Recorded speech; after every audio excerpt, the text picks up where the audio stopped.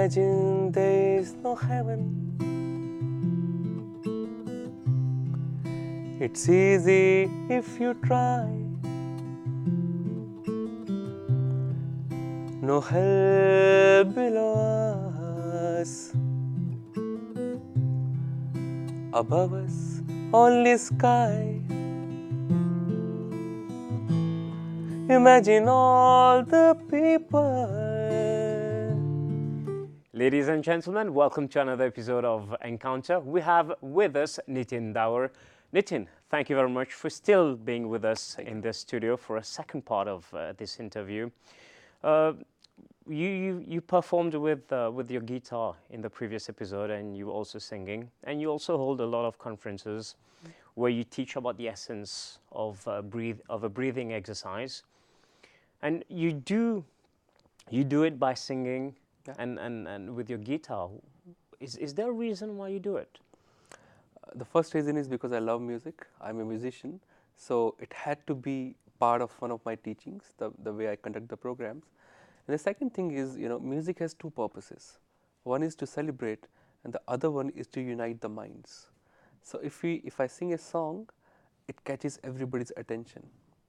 And our brain has two sides to it, the right and the left.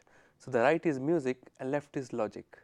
So when you sing a song, the right is being taken care, and when you speak something about knowledge, the left is taken care. So it's like it balances the act.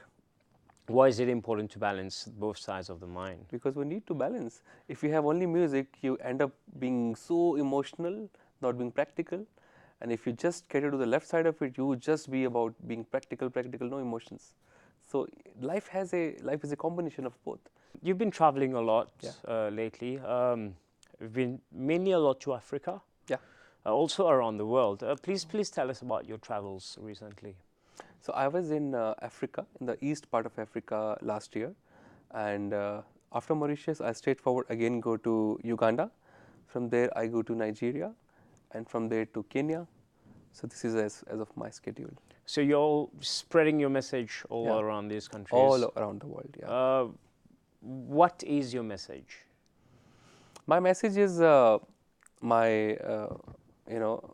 carry the message of my mentor, my guide or my guru, you can say, is to be happy, and he wants to have a stress-free and violence-free society, and to tell people that it is very easy to manage your stress. You just need to take one step. Things are there for you. We are there for you.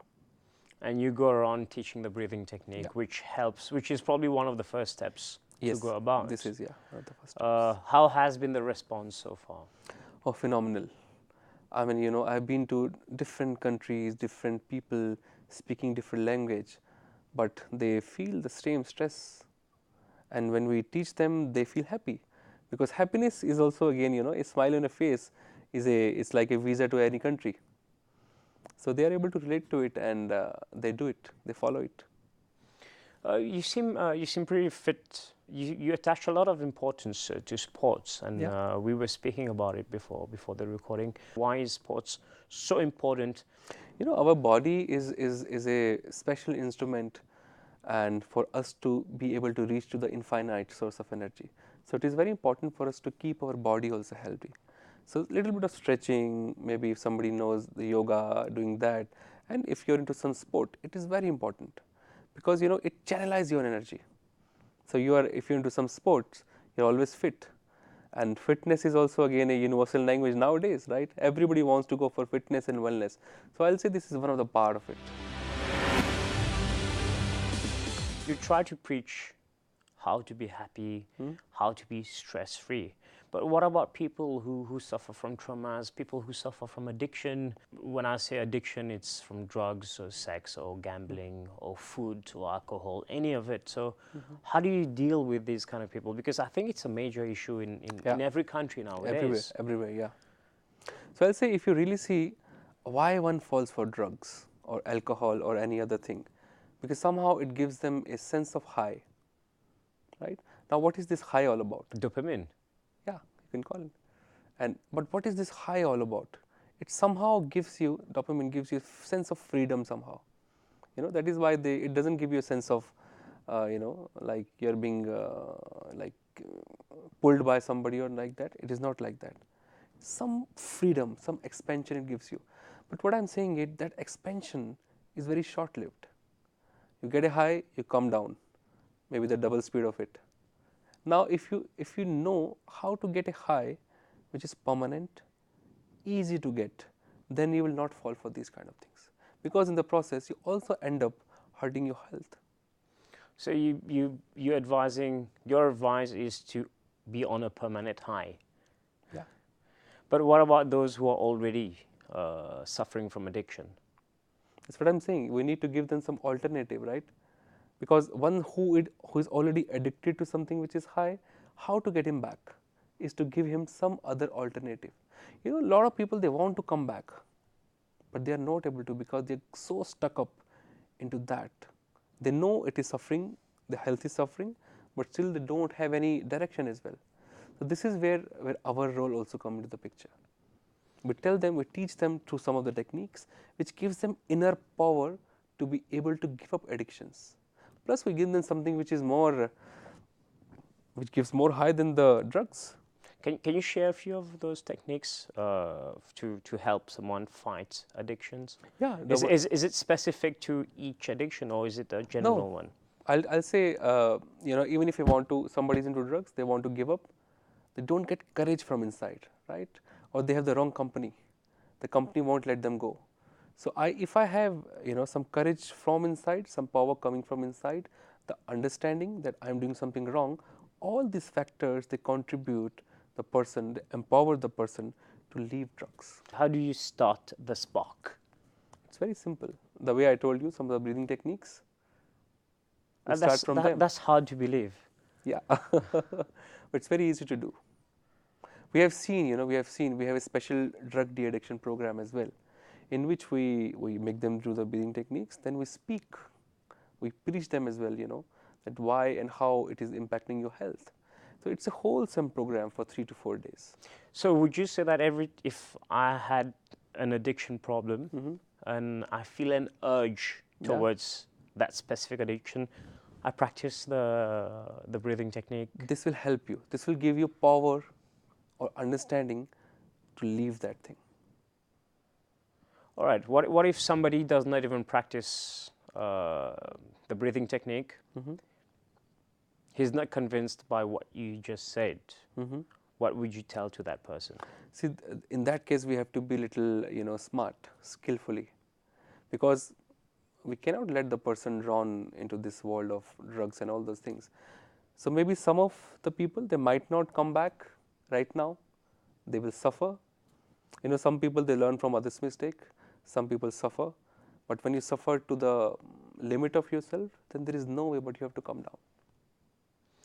You attach a lot of importance to service. Yeah. It's it really motivates you to keep pushing forward. Why and how do you feel the urge to serve? The why, first of all, why to serve is not to make other people happy, but to make yourself happy, peaceful, right? If you help somebody, even if somebody asks you, maybe can you tell me where this location is? You tell him, you feel somehow, something is being expanding inside you. So it's a very small example though. So when you do something for others, it makes you peaceful. Something expands inside you. So that is why service. How you can be used to anybody, anytime. It depends upon you. You have to look for opportunities. And also service has different forms. Like we talked about the drug addiction or some other form of addiction. If somebody is addicted, now if you go to him and say, I want to help you, he will not listen to you. He doesn't need your help. He will not, because he is already stuck up into something from where you want to pull that person out. Now for that you need to be skillful.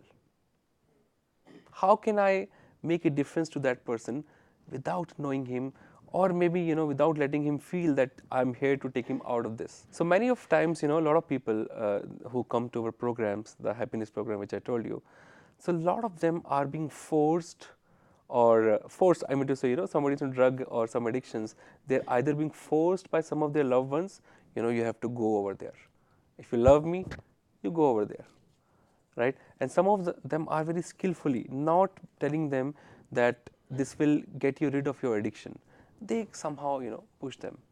So this is how skillful you be. If you really care for somebody, if you really have a concern for somebody, some skills you will be able to get. You shared that you have a feeling that Mauritians are stressed. Mm-hmm. How did you come out? How did you come up with this conclusion? A lot of time you just don't need to meet the person. You can actually just ascertain by looking at their faces. Sometimes you can make out, oh, this person is stressful, and because it is my job, I travel across to deal with this. So somehow you get to know, it reflects on your face as well. Somebody who is stressful, sometimes you'll say his face is also stressful. This is I get to know. I will not say all the Mauritians are stressful, but I see, sometimes even if you go to a shopkeeper, I mean, they will not attend you properly. Then you get to know something is there, why they're stressful. So this is how I got to know. What would be your solution to this stress? I have the same solution for everybody. Same solution for everybody. Yeah. True. No, but don't you think? Not my words, Mm-hmm. but doing more sports, going through nature walks, Yes. being more grateful Yes. for what we have. True. True. These are the human values, we are born with, but somehow due to stress and you can say negative emotions, toxins accumulated over the period of years, we tend to forget it. So it is not just the breathing technique, but we also teach people, we give them very practical tools, some of the words of wisdom which you can use in your day-to-day life. What are the practical tools? There are few tools like, maybe we teach people how to accept people and situations as they are. Like if you're stuck up somewhere, so the main thing is you're not able to accept the situation. Okay, this has happened to me right now. You are not able to accept all of your life. Maybe a person, let's say not many people, maybe just 2, 3, 4 of them who are closer to you, and you end up whole your life feeling you're miserable. Why? Because due to these 2, 3, 4, 5 people. Now when you blame those people, what happens to you? You become a victim, right? He did this to me, or she did this to me. Due to you, I am today, I'm sad, I'm miserable, right? Yeah. So you become victim. Once you've declared yourself victim, how to come out of it? You won't be able to come out of it. The moment you accept it, okay, this is the situation, but let me not sit down, let me do something about it. Then people tend to get used to being victims. They get. I mean, it is not happening. It is happening without knowing it. Exactly. Yeah. So what restricts a person to come out of a problem or situation is because they feel somehow let down. Being a victim will give you power to come out of the situation. Once you realize this thing, oh, I'm being a victim. Let me accept it. Let me be okay with it. Let me be at ease with it. Then somehow at least you get a power to come out of it. Any situation? Absolutely. Any situation. It works. It works. I'm taking your word for it. I haven't practiced, but I will definitely give it a try over the next few days. Yes. I'm sure I can find some 20 minutes. We teach this program in prisons as well. I have myself taught to somebody who has murdered as many as 100 people. As part of a rehabilitation program? Yeah. 100 people? Yeah. Wow. And now when you teach them, it is not easy. They are so stiff with their emotions. You tell them to close their eyes, they will not close their eyes. Because somehow there's a disconnect between the hearing and understanding. Right? They might be able to hear you, they might not be able to understand, they might not be able to respond to it. But after 3 days or 4 days of practicing the Sudarshan Kriya, I've seen them crying like a baby. Crying like a baby. Then they share, something wrong happened that very moment that made me do this crime. So what I'm saying, it is possible. If this can transform a prisoner, a criminal, definitely we can also get benefit out of it. You're talking about criminals, but many of those actions or crimes or offenses they've committed, they're due to past there must be there must be an emotion at the root of it. And I'm not talking about prison. I'm just talking about people in general. So is it emotions that have kept on building on emotion and on emotion and on emotion? So the breathing technique also helps to release those emotions. Yeah, you know what you're telling as emotion. It is not just emotion, but the stress. Emotion over emotion over emotion That's over emotion. stress.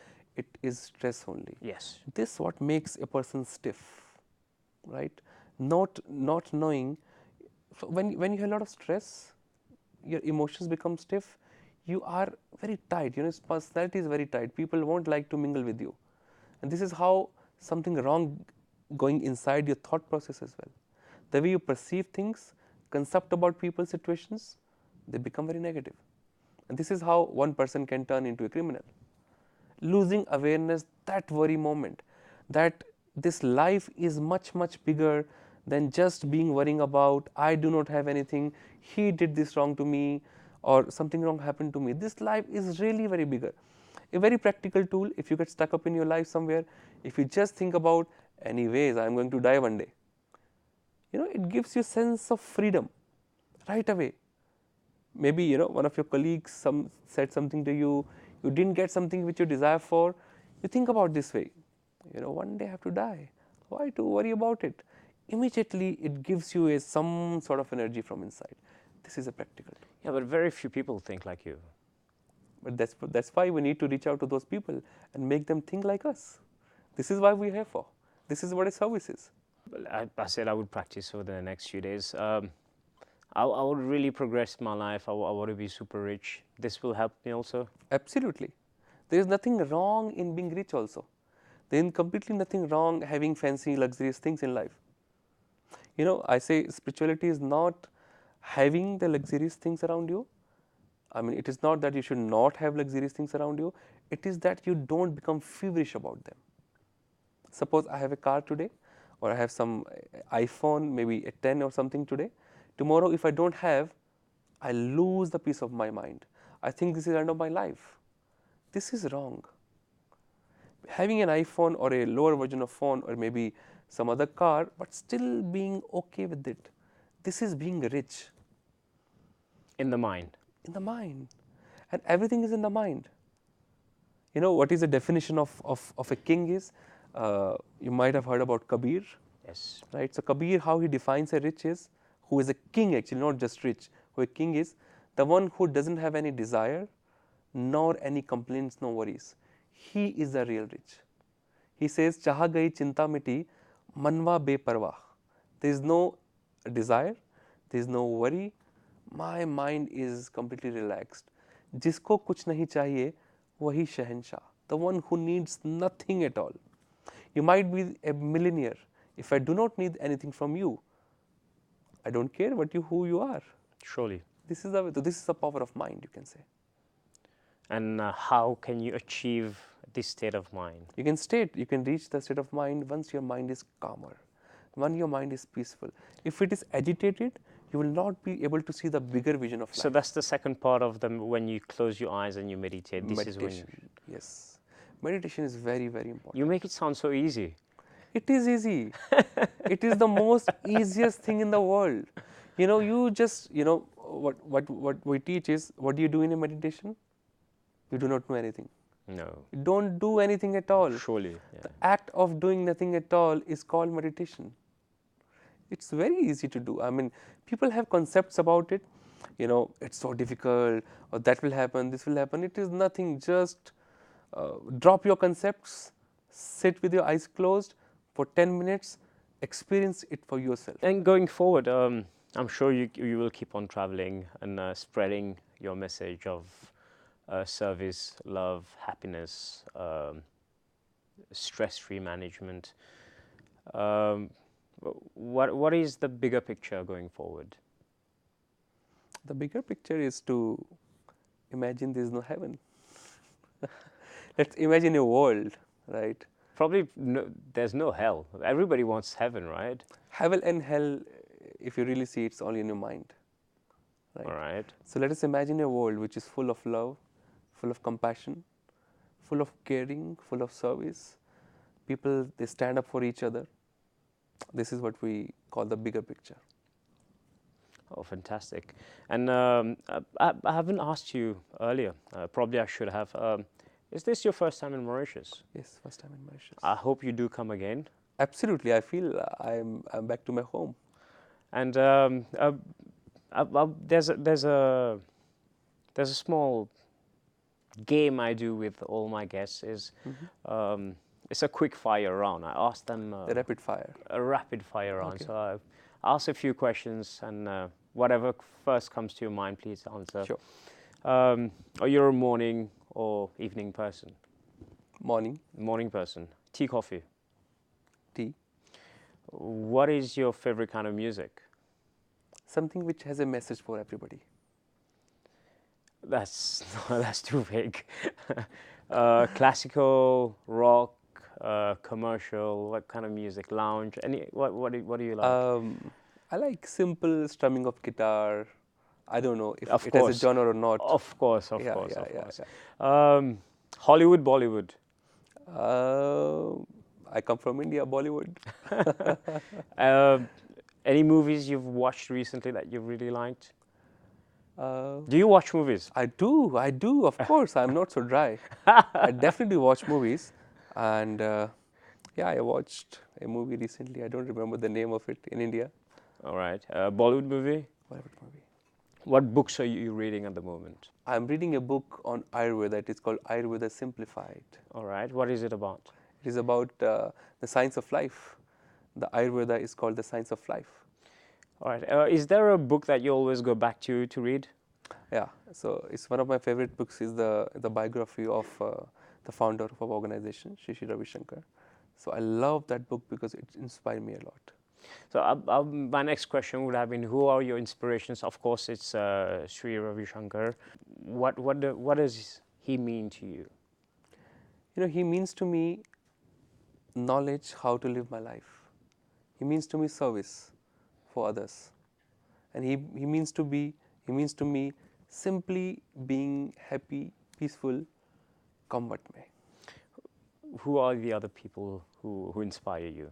I get inspired by other people also. Like if you speak to me about music, I was a good fan of Jagdish Singh. I used to listen to his ghazals, and Bollywood singer Sonu Nigam. I like his singing as well. What kind of sports do you practice? I am a runner as well. I like to run. So somehow depends upon how much time do I get. Once a week or twice a week I do run. I hope you do get to run in Mauritius. It's absolutely I beautiful. know. Although my schedules were packed, I could not get so much of time. But today morning itself, I had a short run of 2 kilometers. In a gym or in nature? No, in the park. Oh, fantastic. I hope you enjoyed it. Absolutely. It's good energy in Mauritius. Absolutely. Thank you very much for your time here in the studio of the MBC. It was a pleasure having you. Would you like to have a last song before we leave? So I'd like to sing few lines of a ghazal. Why I choose this is because, again, it has got a special message about life as well, what life is all about. झूम ले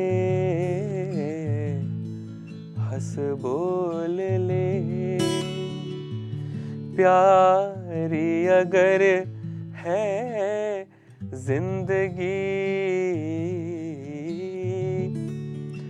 सांस के बस एक झोंके का सफर है जिंदगी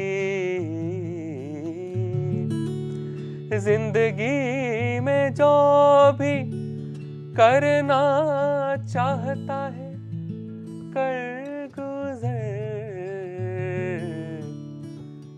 क्या पता बरसों की है या लम्हा भर है जिंदगी सांस के बस एक झोंके का सफर है जिंदगी. So why I sang this song was because it says the life is all about the breath. So the first thing which we did in our life was, before we started crying, was take a breath in and started crying. The last act, we'll take a breath out and people might cry. So they say, no breath, no life. There is no breath, there is no life. But KNOW, know your breath and know your life. So I'll just like to end this show by this: know your breath, know your life. Please remind us, what is the name of the song? It is called Jhoom Le Has Bol Le. By? It is by Hariharan. Oh, fantastic. The great Hariharan. The great Hariharan. Thank you very much. It's been a pleasure having you with us. Thank you. Ladies and gentlemen, we have now come to the end of this episode of Encounter. We had Nitin Dawar with us. Thank you very much. Catch you again next week.